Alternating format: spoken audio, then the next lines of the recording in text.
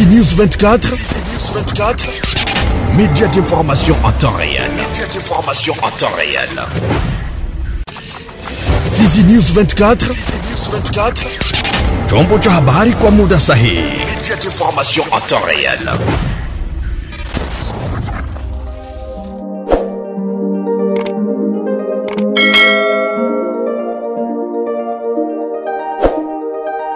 Habari za wakati mpenzi mtazamaji wa Fizi News 24.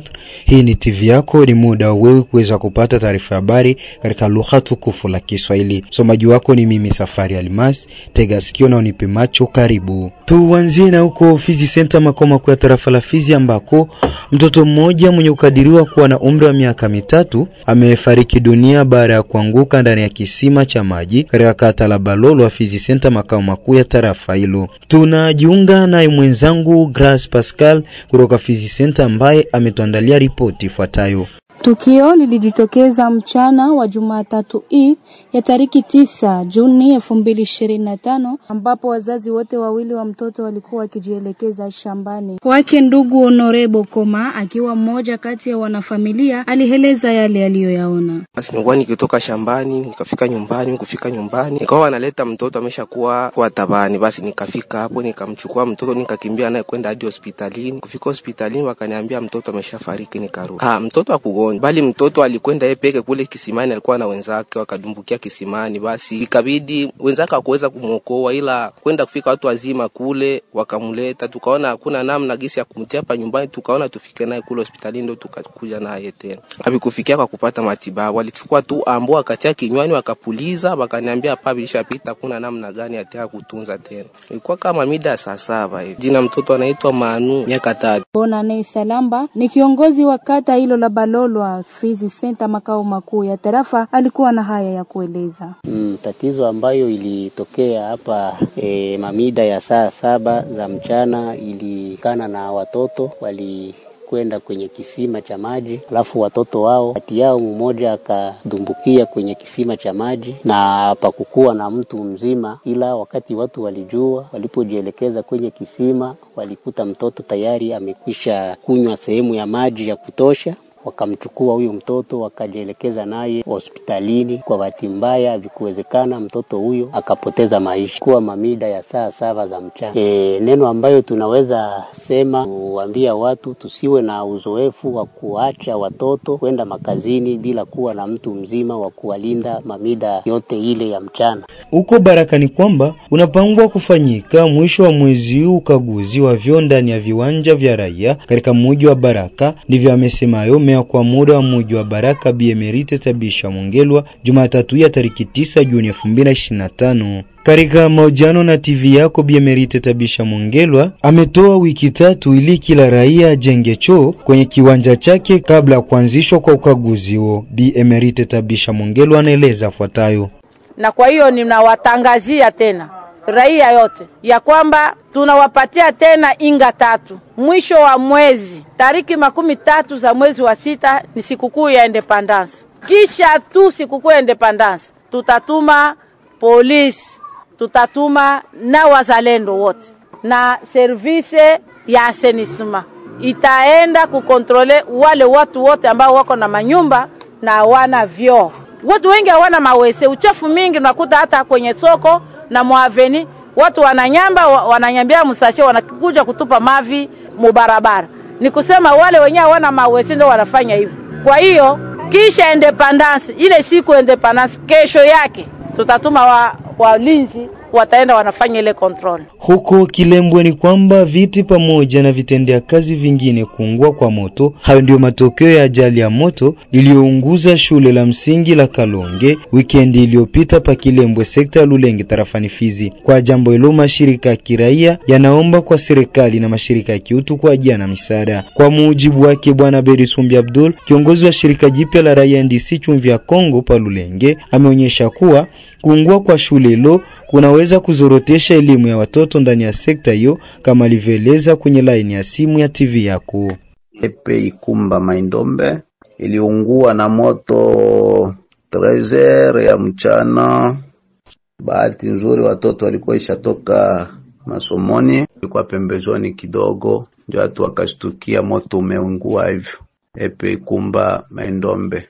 Kulingana na hiyo hali, tulikuwa na lancer appel au gouvernement provinciaux tout comme national na territoire mzima ya Fizi kwa viongozi tout comme chef de secteur kufanya assistance pale na kupeleka mapledoyer kwa wakubwa wasaidie hiyo ekole. Ilikuwa ekole ya nyasi, kulikuwa tango kama 2 au 3 ndio ilikuwa na tumabati, lakini hiyo ingine yote ilikuwa ya nyasi. Ndio matatizo hiyo na ndio shida nye watoto wanapata pale ku Epe Ikumba Maindombe. Kama vile shirika la kiraia tulikuwa nahitaji msaada kwa viongozi wakuu, viongozi wote ku province, ku nationale, ku territoire, wote watusaidie kwa kutengeneza hiyo ekole ya Epe Ikumba. Ni ekole inakaa muda mrefu, kuna nyasi na hiyo kidogo ambao ilipatikana tumanjaja ni tumabati ambao honorable Alimasi alisaidiaga mwakati yenye ilipita, na tena ilikuwa batima yenye inajengwa kwa briki za udongo, briki adobe. Hiyo ndio tatizo ambao limepatikana hapa Maindombe mu village ya Wasinyasa. Na huko kwenye nyanja za juu ni kwamba baadhi ya vikundi vya wazalendo vinavyoendelea kupigania udongo wa Kongo kwenye milima mirefu ya Fizi na Uvira yamesema kusikitishwa kutokuona faida katika misaada inayotolewa na watu wenye moyo mwema. Mbilizi Ombo Moiz ni msemaji wa kundi la wazalendo lake Jemedari Isa Mtoka Nguvu za Milima, anatoa hapa masikiriko yao kutokana na kutokujumuisha ndani ya makundi yanayokuwa na haki ya kupata misaada. Misaada ambao tumesikia huenda imepaniwa na watu mbalimbali. Kwa upande wetu kundi letu hatujapokea chochote kile tangu hiyo misaada inaanza kupaniwa. Kundi letu limepatikana huko ndani ya sekta ya Itombwe tarafani Mwenga. Tunakuwa na mipaka na teritwari ya Fizi pamoja na teritwari ya Mwenga. Nafasi ambazo tuko na fronza kwetu, tunapigana katika vilima vya Uvira huko Kageregere ambako adui yuko nataka kuendelea kurenforcer pale nafasi wanaita Minembwe. Tunapigana ngambo za Muramvya Koteza Maheta ambapo kuko ingine position ya kwetu. Bila kusahau tunakuwa hapo Kipupu kuendelea kupigania hapo kijijini Mikenge, na upande wa huko Burinyi tunaendelea kusukuma majeshi huko mapambano kwa ajili ya kuzuia adui ambaye amekuja njia ya huko Burinyi ili adhibiti tarafa la Mwenga, compris upande wa tarafa la Walungu. Tunaendelea kuona vikosi ambao vinasonga mbele kwenda kupigania huko Kaziba. Risala yetu kubwa na safari yetu kufika hapa Baraka ilikuwa ni baada ya kusikia habari eti viongozi mbalimbali wanaokuwa na mioyo safi pamoja na wabunge wa tarafa letu ile la Fizi na wandugu wengine ambao wanapatikana Ulaya na mapenginepo, kwani wanaendelea kutoa misaada, ila sisi hatubenefisie hata chochote katika misaada hiyo. Mwishowe Mbilizi Ombe Moiz amewataka viongozi wa vikundi vya wazalendo wanaosimamia misaada ya wazalendo kuwa na hakikisha vikundi vyote vinapata misaada hiyo.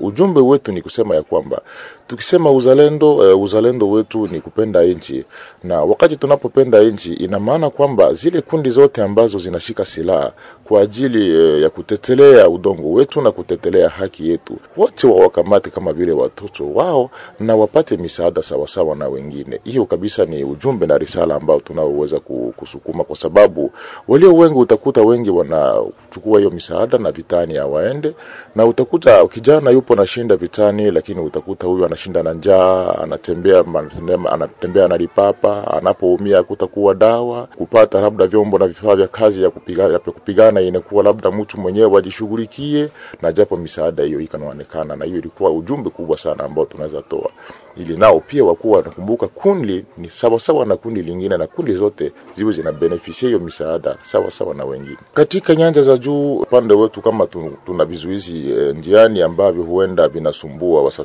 wasafiri wanasafiri kabisa vilivyo. Nilikukuta petetre kumekuwa vizuizi vya kutoza njiani, petetre ni hapa barabarani, lakini huko milimani kabisa sisi wasafiri wanasafiri vilivyo na wanatembea bila waha yoyote ile. Kundi letu ni Mouvement contre Agression et Mauvaise Gouvernance, MCMA, na limeongozwa na General Isa Mtoka nguvu za milima.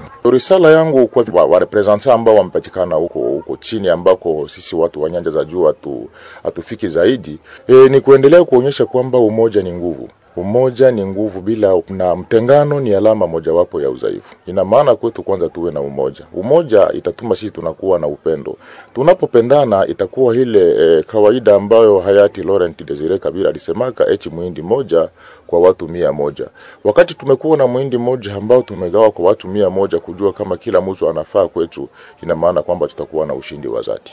Tumalizia na habari zingine ambako Rais wa Jamhuri ya Demokrasia ya Kongo Felix Antoine Tshisekedi alishiriki katika mkutano wa wakuu wa nchi wa Jumuiya ya Uchumi ya Nchi za Afrika ya Kati CAC wa 26 huko Equatorial Guinea Jumamosi ya tariki 7 Juni 2025. Kuunganisha mafanikio ya mageuzi ya CAC juu ya kuharakisha ujumuishaji wa kikanda na ujenzi wa jamii ya umilele katika Afrika ya Kati ndio mada iliyochaguliwa katika mkutano wa mwaka huu ambao umefanyika katika mji wa Sipopo ulioko kisiwani Bioko. Pointi kadhaa muhimu zilipewa kipaumbele ikiwemo hali ya usalama mashariki mwa DRC, mzunguko wa urais wa CAC, vile na mwisho wa muhula wa timu ya commission ya CAC. Katika hali ya usalama iliyopo mashariki mwa DRC, viongozi wa CAC wametambua uchokozi ambao Jamhuri ya Demokrasia ya Kongo inaopitia kutokana na Rwanda, na tunaamuru kwa nchi yenye kuvamia mwenzake iondoe majeshi yake kwenye ardhi ya Kongo, inaripoti urais wa jamhuri. Kuhusu kukabidhiana kwa wenyekiti wa CAC unaozunguka, mkutano huo ulipendekeza kwamba Equatorial Guinea inaomaliza muda wake ndio itakayochukua nafasi ya Rwanda hadi ambapo nchi hiyo itamaliza mzozo na nchi ya Jamhuri ya Demokrasia ya Kongo.